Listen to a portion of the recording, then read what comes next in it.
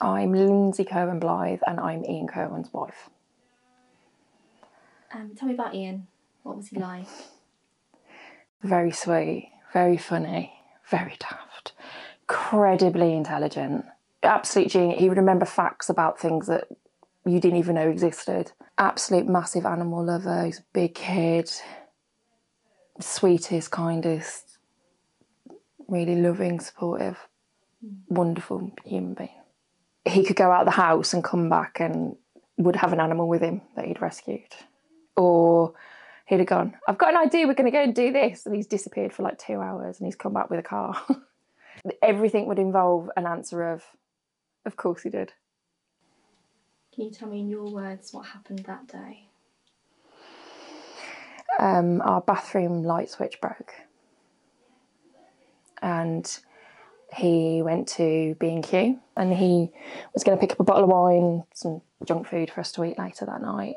He was confronted with a group of lads who were messing about. And from what I can gather, they approached him and a fight ensued and he was stabbed in the chest and died on the floor of Asda. What were you doing when you found out? I was here. I was literally here. And I knew something, he wasn't even due home, and I knew something wasn't right. Just had this feeling, and I kept phoning him. And I phoned the police, and I checked the bank balance, and nothing had changed, just he didn't come home. During the trial, how did you feel? Anxious, distraught.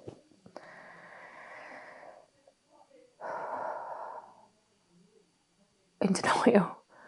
I'm hearing these facts about my husband and things that have happened to him, and I'm going, it just didn't seem real. Wasn't reality. It shouldn't be my reality. I'm sat there with these people that I shouldn't be sat in a room with. I shouldn't know information that I did about how you try and resuscitate a stab wound to the chest. I shouldn't know information about the legal system the way that I do. Nobody should have to know this. Nobody should have to be sat in a room and hear those things about your husband, your loved one, ever. What do you want to say to those people who tried to save Ian Hurst? I've already met with all of them, and they are unbelievably amazing, wonderful, fantastic people. What the medical team, the police team did was unbelievable, was just above and beyond, and I don't think I could ever be able to thank them. And I'm grateful that he had people around him who took the time to care for him when I couldn't be with him. What do you want to say to anyone who is thinking about carrying a knife? Why would you? Why would you want to carry a knife? I know you feel like you are safer and it gives you more confidence, makes you feel more comfortable, but statistically speaking, it makes you more inclined to use it. It actually puts you in a worse position, gives you a false sense of security. If nobody's carrying a knife, then everybody is safe. Do you know what kind of knife? I do. It was a large kitchen carving knife. Ranging about this big. What do you want to say to parents of the kids that carry knives?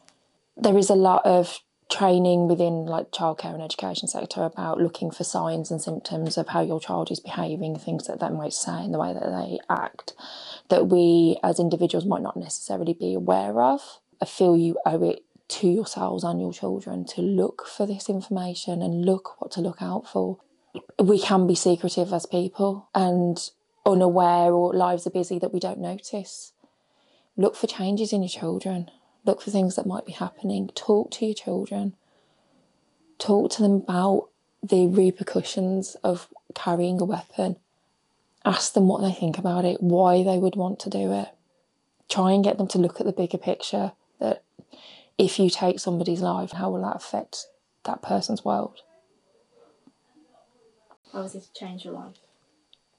Absolutely, completely changed my life. The person that I was on the 7th of March 2022 doesn't exist anymore. Half of me died on that day. I struggle on a daily basis with anxiety. I miss him every day.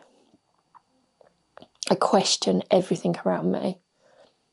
I worry unbelievably about the future. I feel incredibly vulnerable and very empty. The future that I had in place is gone. The person that I trusted the most in the world is gone. My best friend, my other half, my favourite person in the whole world is gone. Why were the defendants in Redditch? Through the trial we found out they were meeting a rival gang. And the idea was to steal from them. Why did you want to do this video? The reason I wanted to do it is because obviously knife awareness, knife crime awareness, the public have become more aware of it and the knowledge is greater, but things aren't changing. We need to be kinder to each other. Nobody should have to go through how the last 2 years of my life has been. I wouldn't wish that on anybody, even the defendants themselves. Tell me if you're not ready for this question, but it's the last question. Is there anything you want to say to those people who were involved in your husband's murder? Do better.